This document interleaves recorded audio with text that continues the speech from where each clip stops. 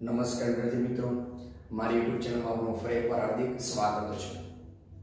ધોરણ 9 થી 12 માટેનો આઈએમપી ટોપિક જે પાઠ 5 એટલે કે ભાગ 5 ની અંદર આપણે શીખવાનું છે તે આ વખતે આપણે એક્સરસાઇઝ લીધેલી છે ને એક્સરસાઇઝ છે ને મિત્રો આપણે સિંગલ તરીકે લીધેલી છે. ફોર એક્ઝામ્પલ તરીકે જો એક સિંગલ વાક્ય મેં લખેલા છે, મતલબ 15 સેન્ટેન્સીસ લખેલા છે.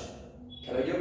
તો આ 15 વાક્યમાંથી આપણે જે મિત્રો છે એ વાક્યોની અંદર આપણે એક્ટિવ નું પેસિવ બનાવતા શીખવાનું છે. રીઝન એટલા માટે છે કે જો પહેલા તમને આ એક એક વાક્યનું બનાવતા આવડશે, ઓળખતા આવડશે, તો આગળ જતા જે ફકરા પૂછાય છે ટુ ઇઝ ડાયરેક્ટ એની અંદર એક્ટિવ નું પેસિવ બનાવતી વખતે તો આપણે સેમ એ રીતે પણ એમાં લખી શકીશું. ખ્યાલ આવી ગયો?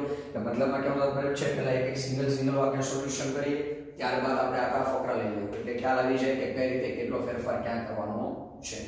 તો સૌપ્રથમ છે એક્ટિવ પેસિવ ટેબલ. આ વાક્યો જે છે મતલબ માં કાળ લખવાના, કયા કયા કાળમાં કયા કયા એક્ટિવ હોય છે એટલે કે વાક્યના જે આપણે ફર્સ્ટ લેક્ચર થી ચલાવે જ આવેલું છે એટલે તમારે ગભરાવાની કોઈ પણ જરૂર છે નહીં. તો પહેલું જે આપણી પાસે હતું તો મિત્રો હતું સાદો વર્તમાન કાળ, ત્યારબાદ હતો આપણી પાસે સાદો ભૂતકાળ, ત્યારબાદ હતો આપણી પાસે સાદો ભવિષ્યકાળ, એટલે બીજો ત્યારબાદ પછીના જે બે કાળ હતા ચાલુ વર્તમાન કાળ મિત્રો અને પછી હતો ચાલુ ભૂતકાળ.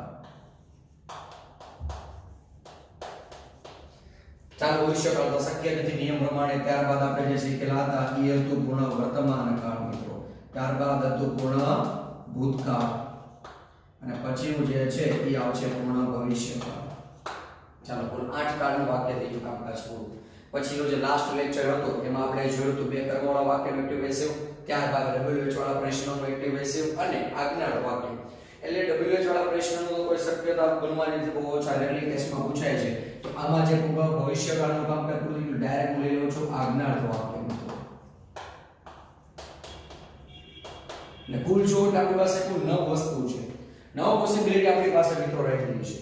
તો 9 વસ્તુમાં કઈ વસ્તુ એમાં બનશે એ આપણે જોવાની છે. તો ચાલો સૌપ્રથમ કઈ રીતે સર, તો સાદો વર્તમાન કાળ છે, તમારે કાળ ઓળખવો હોય તો સબ્જેક્ટ પ્લસ મૂળરૂપ એટલે કે વર્બ પ્લસ ઓબ્જેક્ટ, કર્તા પ્લસ ક્રિયાપદ પ્લસ કર્મ, અથવા ક્રિયાપદની પાછળ s અથવા es વાળું મૂળરૂપ આવી શકે છે. તો ચાલો આનું પેસિવ મિત્રો તમારે બનાવવાનું હોય તો સૌપ્રથમ ઓબ્જેક્ટ પહેલા આવી જાય છે, ત્યારબાદ સહાયકારક ક્રિયાપદ તરીકે લાગે છે am is are plus v3 plus y plus કર્તા. ચાલો એટલે ઇંગ્લિશમાં લખ્યું છે તો વધારે ખ્યાલ આવે. ચાલો ચાલુ સાદા ભૂતકાળમાં પણ સેમ વસ્તુ subject plus v2 plus object, કર્તા પ્લસ ક્રિયાપદનું v2 વાળું પ્લસ કર્મ. તો સેમ વસ્તુ આમાં પણ એટલું આવશે object plus was were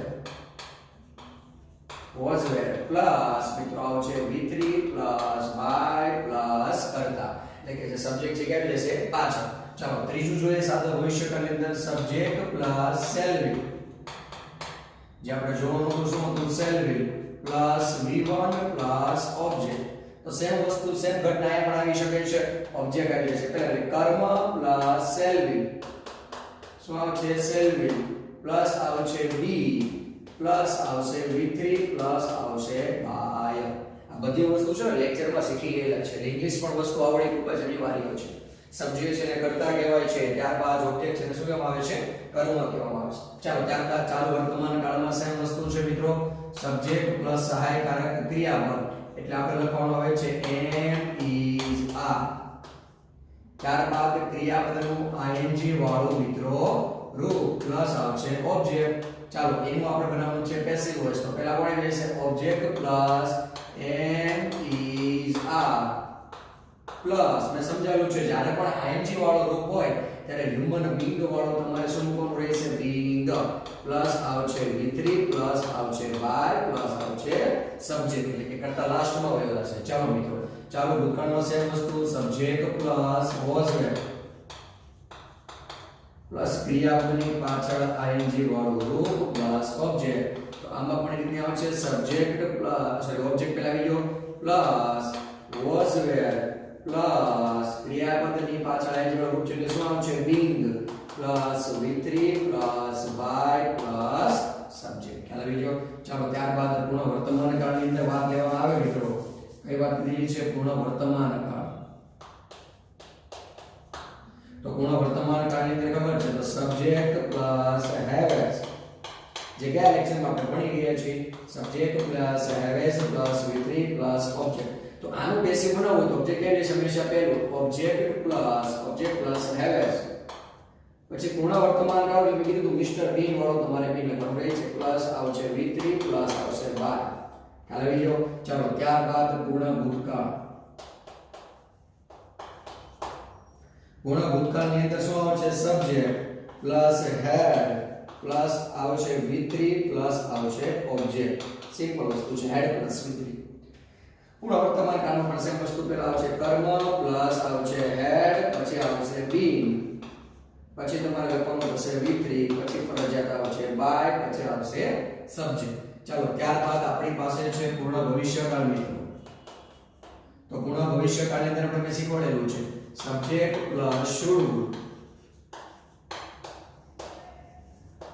should plus have plus V3 plus object તો આનું બેસિક બનાવો પહેલા શું રહે છે object plus should અથવા તો would પછી આવે છે ફરજિયાત have માં કોઈ પણ પ્રકારનો ચેન્જિંગ નથી કરવાનો ગયા લેક્ચરમાં આપણે વાત કરેલી છે have plus been plus V3 plus subject આ રીતે એટલો ફેરફાર કરવાનો બધા કાળમાં આવે છે ખ્યાલ આવી ગયો એટલી વાક્યરચના તમને જો યાદ રહેશે તો આગળ બધી વસ્તુ ખબર પડી જશે મતલબમાં તમારે કાળ ઓળખવો હોય તો મેં કીધેલું છે હજી એકવાર લેક્ચરમાં સમજાવું છું જ્યારે પણ તમારે કાળ ઓળખવો હોય તો સૌપ્રથમ તમારે ક્રિયાપદ પકડીને બેસી જવાનું ક્રિયાપદ પકડો એટલે તમને સીધો કાળ ઓળખાઈ ગયો અને કાળ ઓળખાઈ ગયો તો કાળમાં કેટલા ચેન્જિંગ કરવાના આવે છે એ રૂલ્સ આમાં રેગ્યુલેશનમાં લખેલા છે અને કીધેલું હતું કે જો આજ્ઞાત વાક્ય તમને મિત્રો પૂછાયેલું હોય સામાન્ય વાત જો આજ્ઞાત વાક્ય લખેલું હોય તો એનું પેસિવ કરતી વખતે મેં તમને કીધું તો તમારે શું એડ કરવાનું છે યુ આર રિક્વેસ્ટેડ ટુ આ વસ્તુ ખાસ રાખવાની છે you are requested to create પછી જે વાક્ય ક્રિયાપદનું હોય એ વાક્ય તમારે શું કરી દેવાનું છે બેઠું મૂકી દેવાનું છે એટલે વસ્તુ તમારે અઘરી થશે નહીં ચાલો શરૂઆત કરીએ આઈ ઈટ એન એપલ ચાલો ક્રિયાપદ કયું છે મિત્રો તો ઈટ મૂળરૂપ ક્રિયાપદ છે એટલે સાદો વર્તમાન કાળ છે ખ્યાલ આવી ગયો કર્મ તરીકે કોણ છે તો એપલ આ સબ્જેક્ટ આ વર્બ અને આ છે ઓબ્જેક્ટ તો પહેલા શું આવશે એન એપલ પહેલો અક્ષર હંમેશા કેપિટલ તો એન એપલ ચાલો કોષ્ટકમાં જોતા જઈએ એન એપલ પછી એલિઝારમાંથી એપલ એટલે નીચે વસ્તુ ઈટ થઈ ગઈ એટલે શું આવશે ઈઝ પછી વિત્રીય રૂપ ઈટનું વિત્રી થાય મિત્રો શું થશે ઈટન પછી ફરજિયાત આવશે બાય અને કર્મ લાસ્ટ હશે કર્તા લાસ્ટમાં રહેશે કર્તા વિભક્તિ તમારા ફેરફારમાં શું આવશે મી An apple is eaten by me. ચાલો ત્યારબાદ we cut trees yesterday. ચાલો ઓળખનો શબ્દ પણ છે ને વધારાનો શબ્દ છે.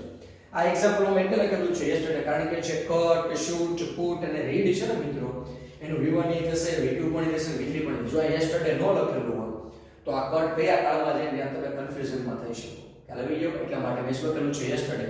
એટલે આને કોઈ ચેન્જ ચાલે આ કર્મ નથી જો આ તો ઓળખનો શબ્દ અને વધારાનો શબ્દ છે.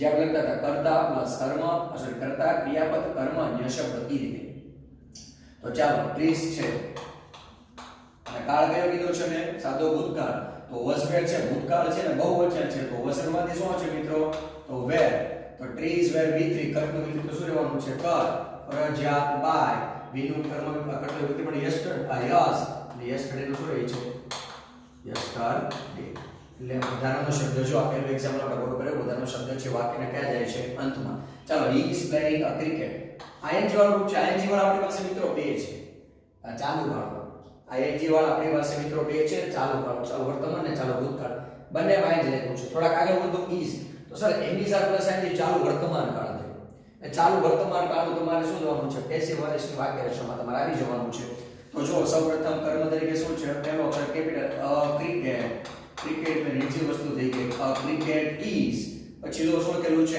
ing વાળો રૂપ એટલે ફરજિયાત તમારે મૂકવાનું થશે મિત્રો being પછી પ્લે નું વિકલ્પ થઈ જાય played પછી આવે છે ફરજિયાત બાય અને નું થઈ જશે કર્તા વિભક્તિ પ્રમાણે him ખ્યાલ આવી ગયો ચાલો ત્યારબાદ ફરીવાર આમાં જોઈએ we are going તો આમાં પણ ઇમિજાત પ્લસ ing આપેલું છે એટલે કયો કાળ થઈ ગયો ચાલુ વર્તમાન કાળ ધ સાપુતારા શું છે કર્મ છે આગળ લઈ લો ધ સાપુતારા પછી એક વચન નીચી વસ્તુ is ing રૂપ છે એટલે શું આવશે being ગો નું વિતરી મિત્રો થશે gone પછી આવે છે ફરજિયાત by Saputara is being gone by ફરજિયાત બી નું કર્તવ્ય વિભક્તિ પ્રમાણે શું થાય છે ફેરફાર તરીકે અસ.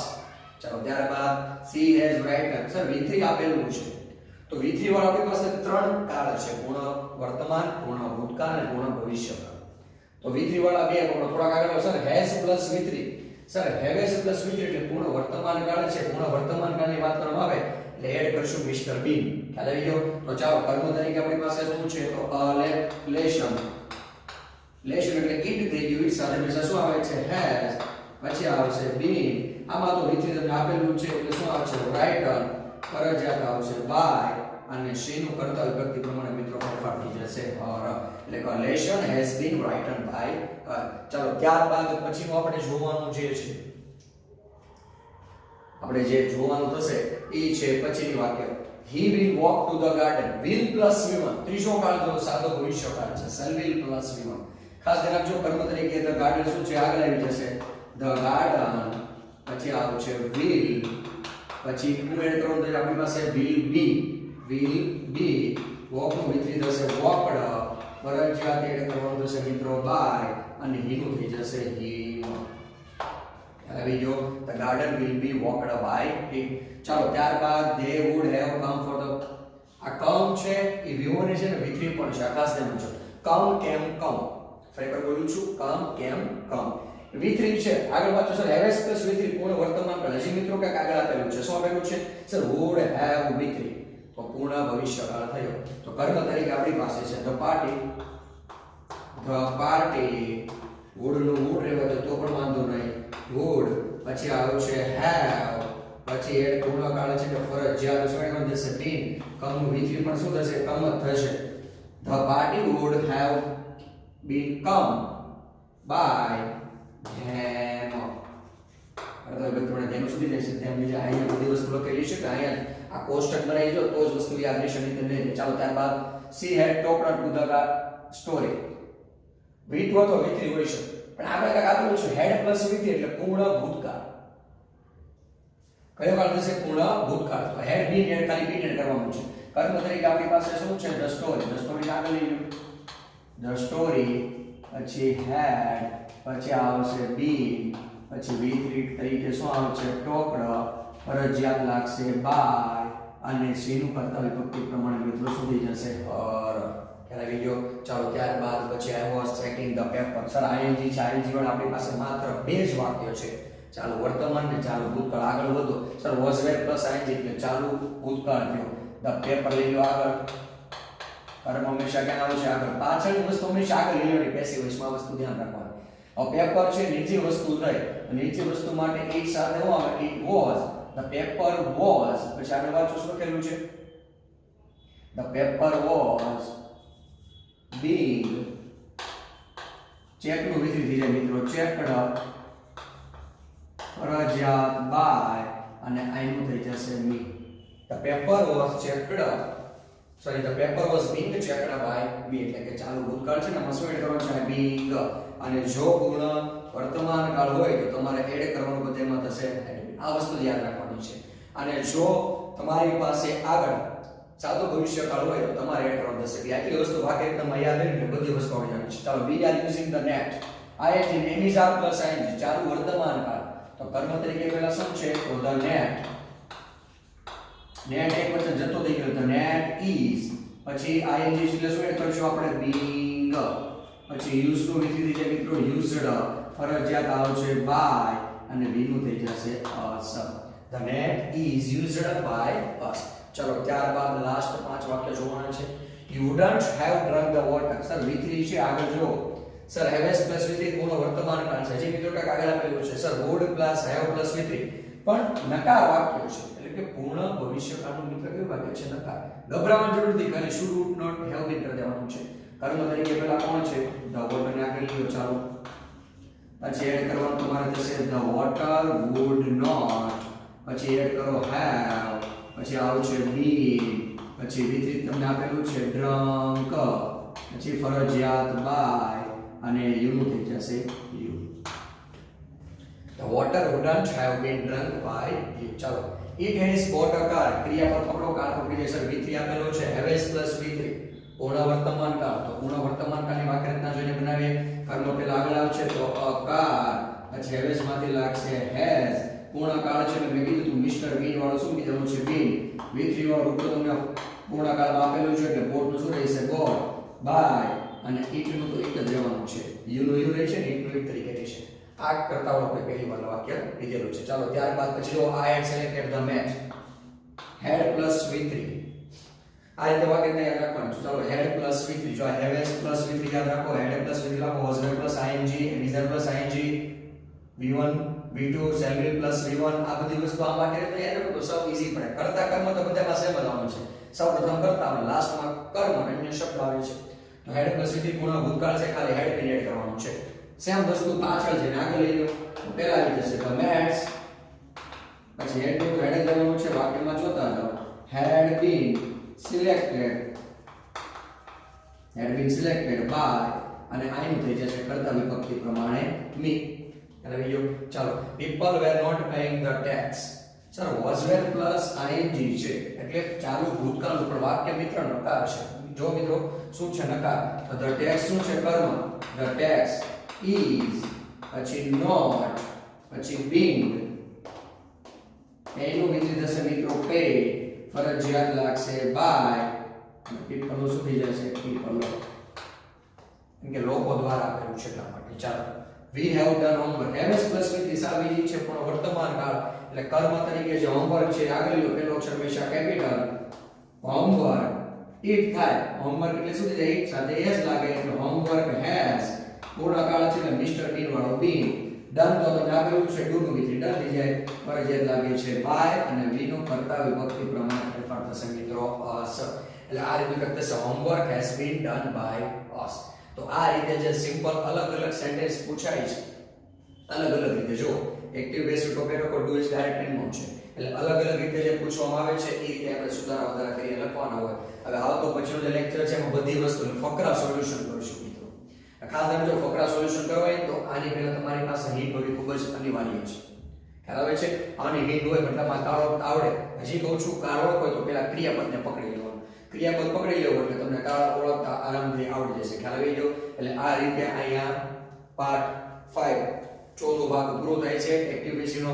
હવે પછીનો જે લાસ્ટ ભાગ સેક્શન 6 વિભાગ 6 આવશે એમાં બધું મિક્સ આવી જાય. મતલબ 4 વાક્યનો ફકરો આપણે જે એક્ઝામમાં પૂછવામાં આવે છે એ રીતે આપણે શીખીશું. સાવ ઈઝી છે એટલા માટે અલગ અલગ સમજાવ્યું કેમ કે ફકરાની અંદર બધા અલગ અલગ કાળના વાક્યો હોય મિત્રો અથવા બે કર્મવાળા પણ આવી શકે છે. એવું જરૂરથી એક જ કાળના 4 વાક્ય આપણે ફકરો બનાવી દીધો હોય. ખ્યાલ આવી ગયો. એટલે આ રીતે આપણે આગળના લેક્ચરની અંદર આખા જોઈન્ટ ફકરા લઈશું. ધન્યવાદ.